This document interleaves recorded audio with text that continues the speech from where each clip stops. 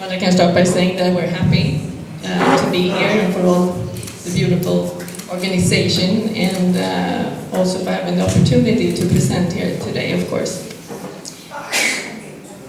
I have a colleague with me who's going to present the evaluation of the effects of Neighborhood Watch in Sweden right after me, but I'm going to talk about the Swedish Neighborhood Watch and how it's organized in Sweden, because in Sweden it's a little bit different from other EU countries that have financial support from the government, which we in Sweden do not. So how can you then organize Neighborhood Watch without the government behind you? Neighborhood Watch started in 1985 in Sweden, in one little town called Linköping by the Swedish National Police. But it took almost 10 years before it became a method used by the police in the group as a crime prevention method by the police. In 2010, it was an increased focus on Neighborhood Watch as a result of different evaluations in England and other places. So insurance companies in Sweden saw an opportunity to increase the costs of burglary. So together with the police, they started more intense work together. In 2013, the Swedish Theft Prevention Association, which is the association that I work for, took over the administration of Neighborhood Watch. This means that we do everything that has to do with money, material, signs, everything administrational we do, and the police does the work out in the municipalities. It's a 2-year assignment. So we work 2 years at a time. So we never really know who's going to take over the work with the Neighborhood Watch. But then on the other side, right now we are the only choice because insurance companies in Sweden cannot do this due to Swedish laws. We are right now looking at different organizational solutions so that it doesn't have to be on a 2-year time, so it's more of a continuous work. So our sponsors, it's the 6th largest insurance companies in Sweden, and also we have co-financers, tenant companies, property owners, and other stakeholders as the police and the Swedish National Council for Crime Prevention, which is under the Ministry of Justice in Sweden. The cost of Neighborhood Watch in Sweden is about 300,000 euros. This is without the personal cost of the police, because the police does the work in their line operations, but that's not included. It's supposed to be in their normal working time and cost, so it's not on the side of that. Since 2017, when I became the chair of Neighborhood Watch in Sweden, we have asked the municipalities, which is 290 in Sweden, for support for this organization. And this has given us an extra income that we hadn't had before, since almost 100 municipalities has agreed to help us with the financial. And of course the goal is to have every municipality in Sweden to support us. Today in Sweden we have 10 million inhabitants, about almost 5 million households. We Swedish people like to live alone. And about 1 million households are active in Neighborhood Watch today. So around 25%, spread over 30,000 areas. We've seen an enormous increase in Neighborhood Watch these last 2-3 years. And we can measure that by the police not having the time to start as many areas as their neighbors want. They talk to the police when they want to start Neighborhood Watch, and the police just doesn't have time to start them. They do eventually, but it can take a month or two before they have the chance to start. And we also see a huge increase in material orders, such as brochures, signs, orders of stickers and other things. The media interest for Neighborhood Watch is right now really big. We have an increase with 50% since 2016. And this means around 2,000 articles per year in Swedish media, TV, radio, and papers. Like I said, we have a 2-year focus, and at the time, and for 2019 and 20, we have a new website called Grannsamverkan, which is the word for Neighborhood Watch in Swedish. And we also have a focus on apartment buildings. And I'm going to tell you right now, I have material with me that I'm going to leave here. It's in English. Unfortunately, we didn't have it in Italian, even though we have it in 10 different languages. There just aren't enough Italians, unfortunately, that live in Sweden, so we didn't translate it in Italian. But that you can pick up if you want to. And the reason we did this for apartment buildings is that many people in Sweden don't think you can have Neighborhood Watch when you live in apartment buildings, just when you live in houses. Which is not correct. We have even seen, which Peter is going to present later, that it maybe even works better in apartment buildings than in other housing.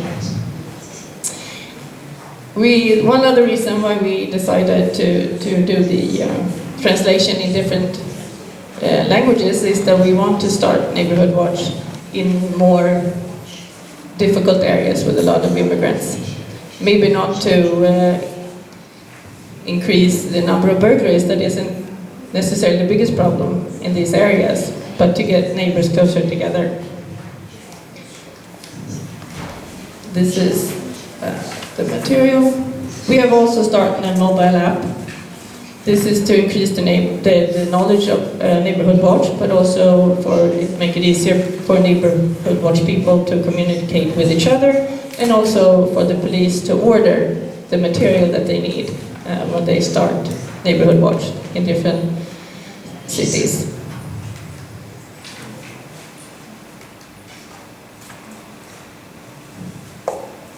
I really kept my time. Yes. So, what are the effects of Neighborhood Watch in Sweden? We decided we need to find this out, because there haven't really been any big evaluations in Sweden before. So we got money from the National Council for Crime Prevention. As I said, it's under the Ministry of Justice in Sweden, to do a 2-year evaluation. That started really in 2016, in the end of, and then took place during 2017 and 2018. And this is what Peter is going to talk about, the results. Thank you.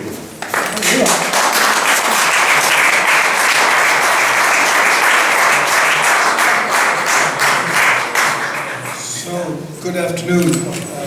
Is the translation working? Yes, good. Thank you. Yes, it's English. It's okay. In Swedish? Okay, let's start with some slides on the background. This summer, we have never had so few burglaries in houses in Sweden for a long, long time, as you can see. This is a 10-year period.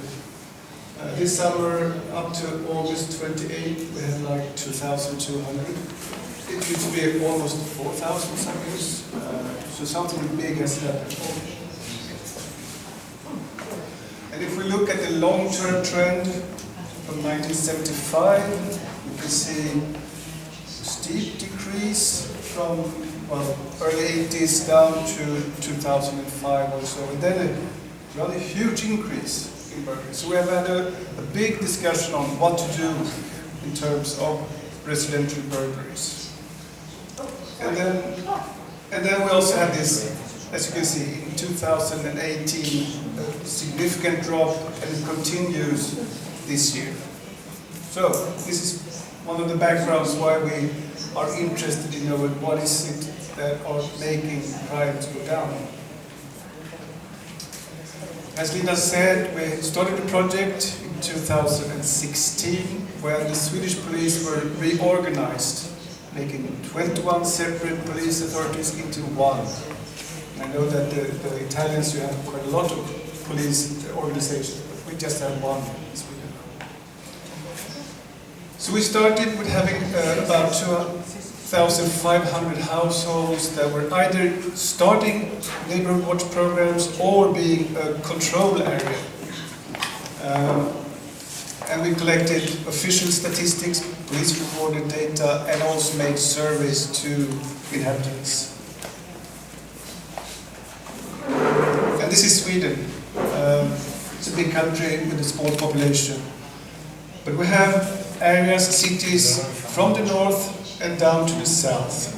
Also in Stockholm, close to Gothenburg and Malmö, bigger cities. So we have quite a large spread. And the signs say that in single family houses and in multi-family houses. So we have sort of a mixture of households. And now over to the results.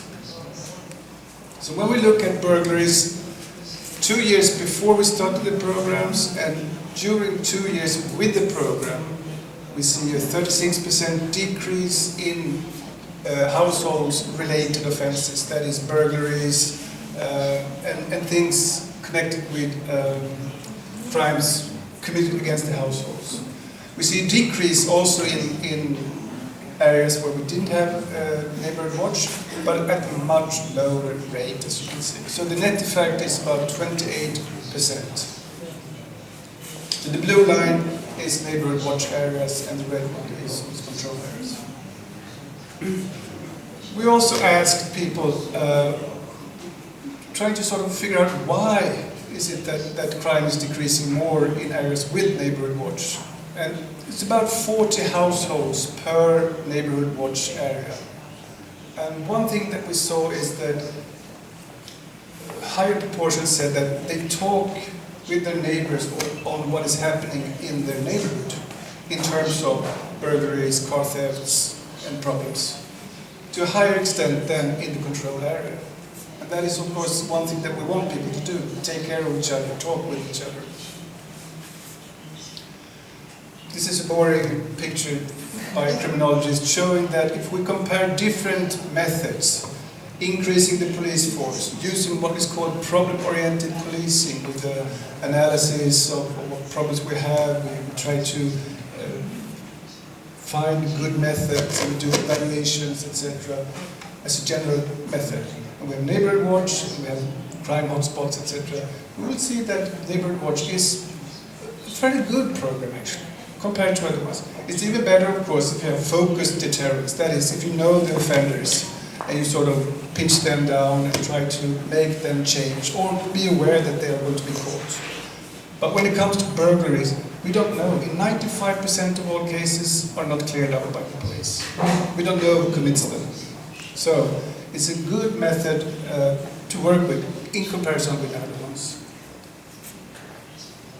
So the conclusions that we make is that, yes, neighborhood watch will actually reduce victimization, but also fear of crime. I haven't shown that figures, but we can see that in areas where we have neighborhood watch, there's a decrease in the fear of crime, and a slight increase in other areas. How large the impact is? Well, as I said, 28%, and it's on average what we find in other evaluations that has been done. There was a big one, a big meta-analysis using more than 20 evaluations, but mostly from the English-speaking world. We haven't had one in Sweden or in other Scandinavian countries. And as I said, the informal social control, people talk with each other, they care about each other, seems to have an impact. But also that we make the police more aware of problems that occur within these neighborhoods. So the method is working quite well. What is quite interesting to find out now is whether we can keep that impact. And as you saw, we have a huge decrease in burglaries. That will also to some extent change the motivations, because if the risk is lower than it used to be, then it's, well, why bother? There's a lot of other things. So maybe Neighborhood Watch could also extend more to safety issues, to well-being of the citizens. To use the example of the older woman, for instance, in the neighborhood, being helped in various ways. So that is the conclusion from the Swedish evaluation. Thank you. Thank you.